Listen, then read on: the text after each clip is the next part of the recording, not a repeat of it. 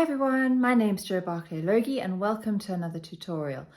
Today's is super quick, very easy, minimal materials and the perfect one to start with if you are a beginner with seed beads.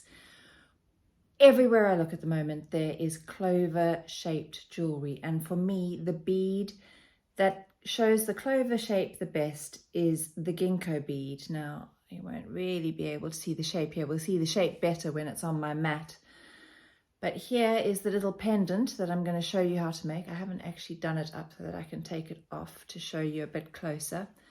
So there you've got those Ginko shapes, and we're using size 15 seed beads and a couple of 11s to make the little pendant. You can make a few and join them together to make a bracelet.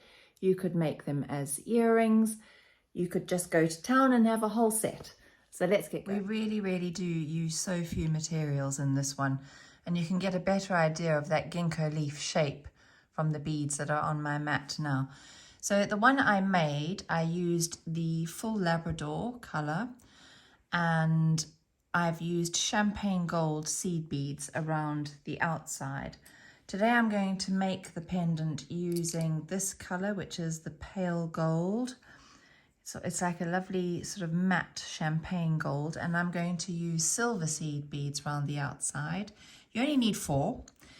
You need some size 11s and some size 15s, a jump ring, that's to hang the chain from. You need a chain if you're going to turn it into a pendant. In mine, I used one of these. Now I'm not going to use this a second time because not many of you have got these in your stash. This is a symbol metal element.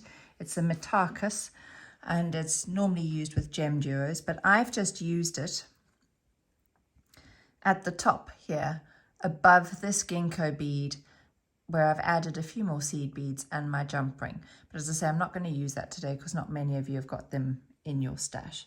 I've got my fire line. I'm using 6-pound fire line, and I've got a thread zapper, and I've got a size 12 beading needle. Before we get going, I'm just going to show you the Ginko bead a little more closely. So it's got this pointed end and then a wide rounded top.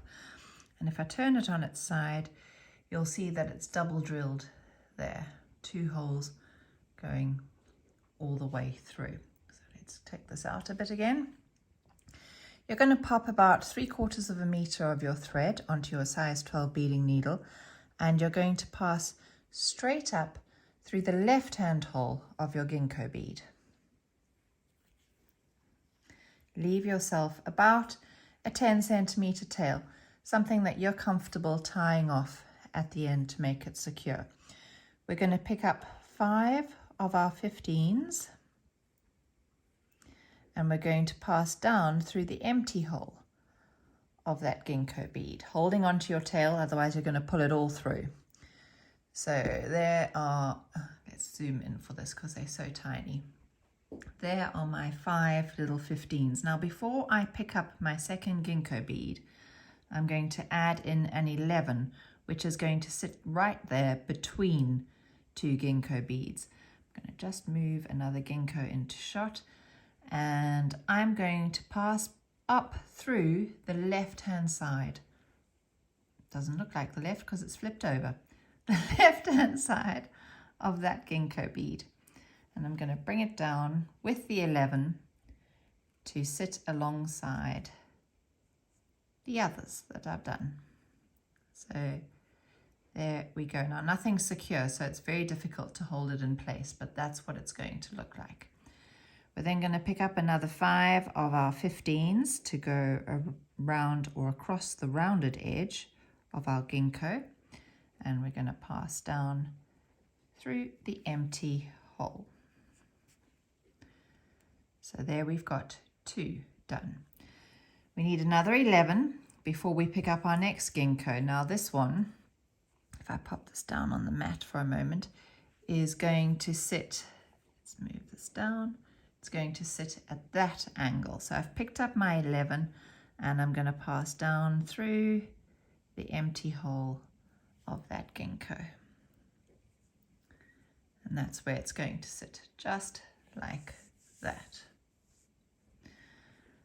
Then I need my 5 15s to go across the top.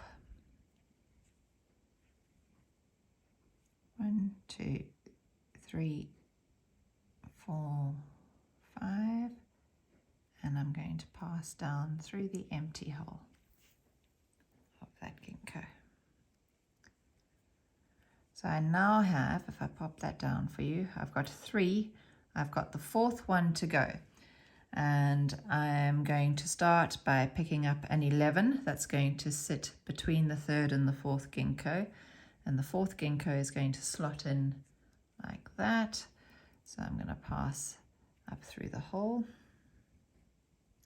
Once we tie this all off, in fact, once we connect the 4th ginkgo to the 1st ginkgo, things are going to become a lot more stable. It's just this beginning part that is a little fiddly. So 4 and, oh, this is now the 4th one. We're actually going to add in our jump ring. So instead of picking up 5, I'm going to pick up 2 and my jump ring and 2 more. So the jump ring is going to act like the 5th little 15. Let's pick this up.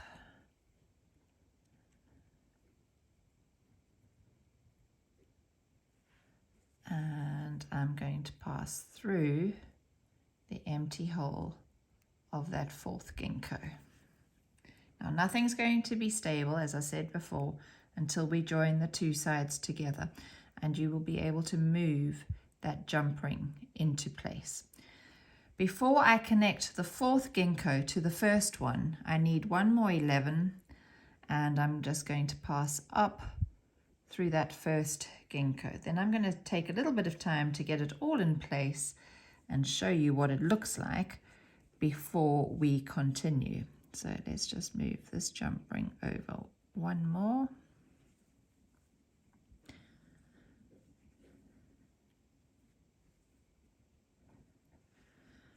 So there we have, whoops, sorry, forgot that we were zoomed right in.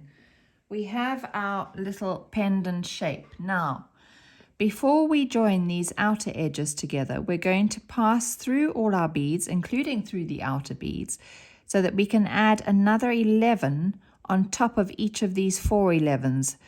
We're just elongating this bit in between the ginkgos so that it's easier to join up the 15s around the outside. So we still haven't tied off. So hold on to your tail, and I'm going to pass through the 15s. Easier said than done when you're doing this on a camera that's so zoomed in. I'm almost doing it by feel. So you want to pass through them all. Hopefully you can see what I'm doing, even if I can't see what I'm doing. And down through the ginkgo and through that 11. Now it's kind of like using square stitch. We're going to pick up 1 more 11 and pass back through the same 11 and up through the next ginkgo. If you can't go in one go, just go through the 11 and then pass up through the ginkgo. And you'll see how that 11 sits above the one before. So then you're going to move through your 15s again.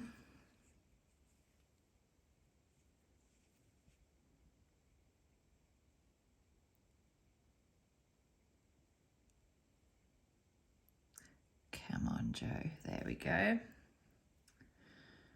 And down through the ginkgo and through the 11. Pick up another 11 and pass back through the 11.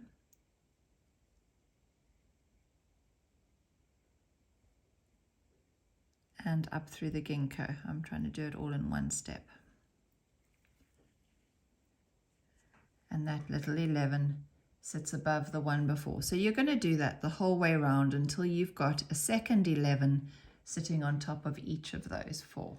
I'm just adding in my 4th second 11 between my 4th and my 1st ginkgo. I've spun it right round, but this is where my tail thread is meeting, and I'm going to tie it off now because it's time to get rid of it. I'm just going to zoom out a bit. So we're going to just do a surgeon's knot, which is like an ordinary knot where you take the thread one over the other and pull through. Pull your threads through tight. You want that knot to be coming between the 11s and the Ginko bead. Now the second time we do it, we take the thread, the tail thread, over the working thread, through the loop once and through the loop a second time, and we pull in tight. And then just flatten it out with your fingers. And I'm now going to pass up through that Ginko bead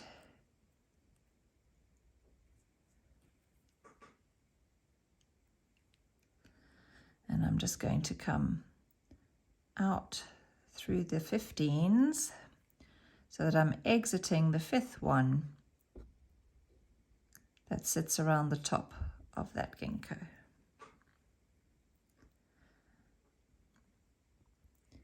Now, the plan is to connect the Ginkos together with 15s around the top, but we're going to use that 11 that we've added.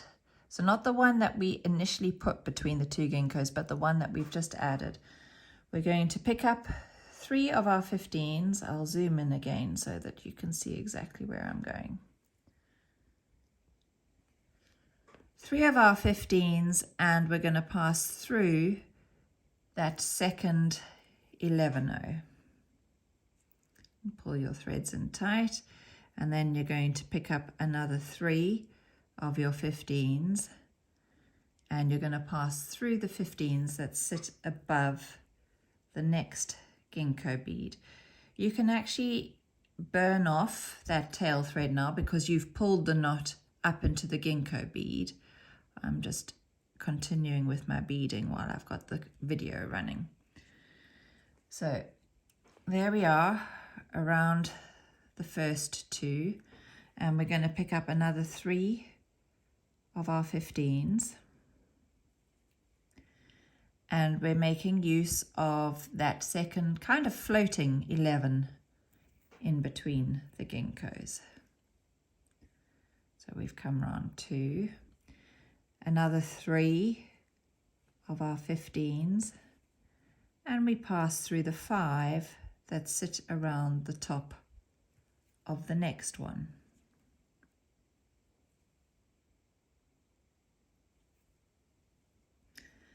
Then you're going to pick up another 3, and you're going to pass through this floating 11, and you're going to do the same when you come around this top one, and I'm going to join you back when we get to these 15s here to show you how to finish off.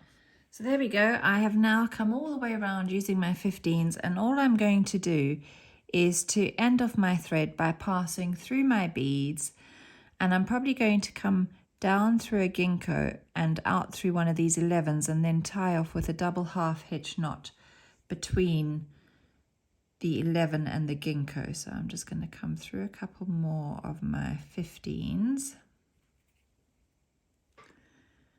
and then come down through the Ginko, and here I can catch the thread between the 11 and the Ginko, coming under the thread bridge, forming a loop and passing my needle through the loop. That's a half hitch, and to make it a double half hitch, to make it secure, you're going to do that again. So come under the thread bridge between the Ginko and the 11, form a loop, pass your needle through the loop and pull tight. And now I'm going to pass through that 11, and I'm going to come up through the next Ginko, and that's just going to pull that double half hitch knot that I've just tied into the beads, so that when I now snip off my thread zapper, I'm not going to slice through the knot.